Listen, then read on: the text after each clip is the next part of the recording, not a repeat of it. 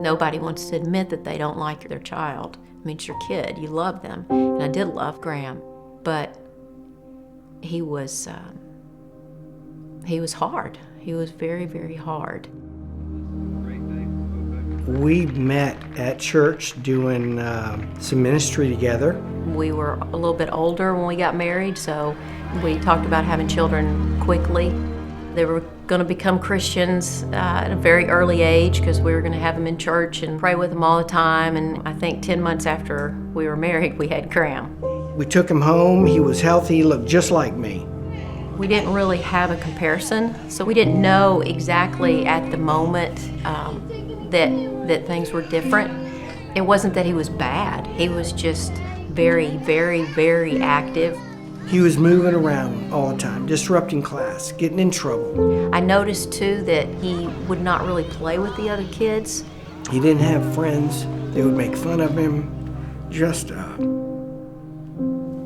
was like he was haunted. We took him to the doctor, and he was diagnosed with ADHD. That may be true, but there's something social that we're missing. He wasn't disciplined. He wouldn't listen. Okay, Graham needs a timeout or something. Here was this little person not doing anything that we said. We disciplined out of anger on several occasions. Graham, you need to get it and get out. It was scary, sometimes to think, what are we doing? We had a plan, but we felt very much out of control. We're spanking all the time, we're disciplined all the time. We're supposed to be having fun. We're supposed to have great relationships with our kids, and it's not turning out at all like we thought it was supposed to. Okay, look at my finger. At 10 years old, he was diagnosed with Asperger syndrome. But instead of like a terrible news, it was kind of a relief. It was like, finally, I knew there was something else. When he was probably about 12, his behavior, it just was so overwhelming. I remember just going in my bedroom and being so exasperated. I just fell down on my bed and I just began sobbing, and I cried out to God, and I said, God, I'm tired of asking you to help me because I can't do it. You need to do it. It was pretty amazing because I heard him say in my spirit, Graham is going to get it. And I sat up and I looked around the room and I said, what? And God said to me again, Graham is going to get it. And I said, okay, then I trust you that Graham's going to get it. And he didn't tell me what to do. He just gave me hope. I'm glad God gave me that at that point because it was pretty much downhill after that.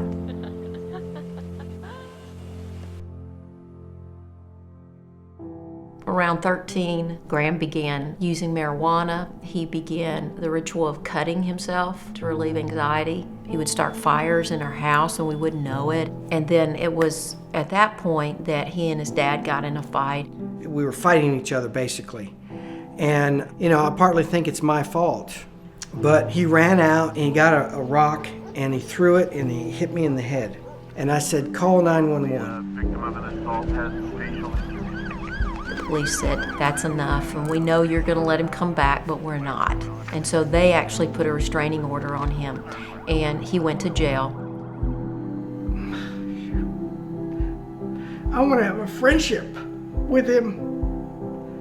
As a dad, I'm the guy that's over the family, and that's what God anticipated it to be. But I still need to be friends and love. Shortly thereafter, he had some kind of emotional breakdown. He broke into a home and he got in trouble with a very strict county in Texas. For 2 years, they had him bouncing back and forth from the mental hospital to jail and back and forth. He did try to commit suicide several times. He cut himself several times. I can remember one time that he was bleeding out of consciousness because he cut his neck in several places. Every night I would wake up and I found myself just talking to God and telling him all the things I was scared about. They were not trusting prayers. They turned into worry sessions. I wanted Graham to have peace and have joy. And then I thought, well, peace and joy is Jesus. That's a person. So I began to just pray, God, please let Graham experience you. That's really what he needs. He doesn't need mama to come and rescue him or daddy to come and flip a bill and get him out of a jam. If he's in a jam, you are his rescuer, and he has to experience you, and I have to let him go to do that. But when he finally did get out, he decided that he was going to go to Colorado. Marijuana was going to be his answer that was going to give him peace, and he got a bus ticket. He went to Colorado. Colorado wasn't everything he thought, so he ended up hitchhiking to Portland, Oregon. Hit the bottom there too, didn't have anybody that he knew.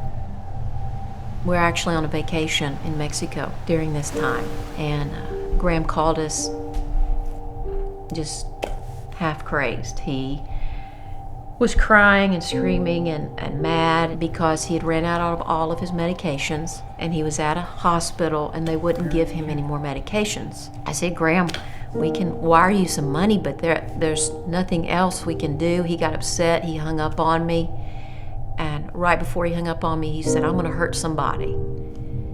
I couldn't jump on a plane, I couldn't call him, he lost his phone, he called me from the hospital. There was nothing. This feels very bad. It feels like the end. And so all we could do was pray. And instead of having my worry sessions in my prayer, I cut it short, and I just told God, He is so yours, and He's always been yours. I want so badly to go rescue him, but I know you brought me here. I believe you brought me here for a reason, and you took me out of the way, and I need to trust that. So please help me just to let it go and to let you do your thing with him.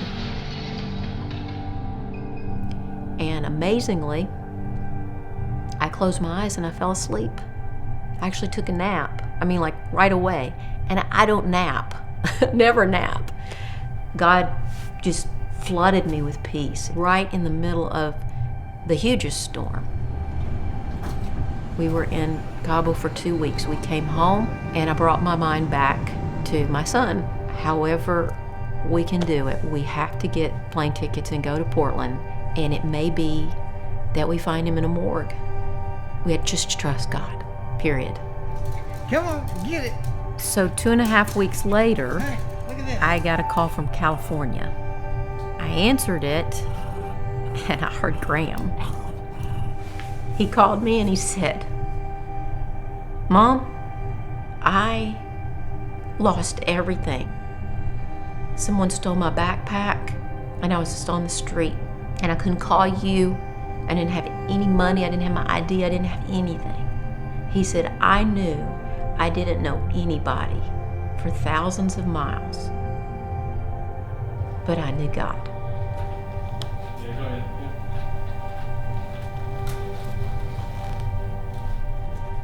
I was in Sacramento. I had just hopped a freight train down with a bunch of people from Portland. And I had this vision. Some of it might have been a dream, but I saw hell. And it wasn't just this place where people were eternally tortured. It was this place where people chose to do things their own way and to live without God because they didn't want to be with their Creator, so they didn't get to live with Him ever. And everyone there wanted a relationship with this Creator now. The next day, I was so filled with compassion and love for other people that the people I was hanging out with couldn't stand to be around me. They actually kicked me out of their group because of the transformation that happened overnight that night. Graham had experienced God. It's pretty amazing. At this time, I was still using medical marijuana to treat my anxiety, bipolar disorder. I remember very clearly God showed me what my life would look like if he did heal me, and what it would look like if he didn't. And the difference was extreme. And he gave me a choice. He also made that choice very easy. Amazing transformation since then. Graham is off of all his medication. He's off of all drugs. He's walking with the Lord. What we've prayed at his youth has come to pass in his older age. Who died on the cross for you? And that's who God's Son is, isn't it? Jesus is the only source of peace that I have found. What I used to trust God for was an outcome, was what I was praying for, that I trusted that would happen. And now it's not about the outcome, but it's about trusting God for trusting God. He knew how far to go with Graham. He knew when and how and where Graham was going to respond. And he did it. And I'm very, very grateful.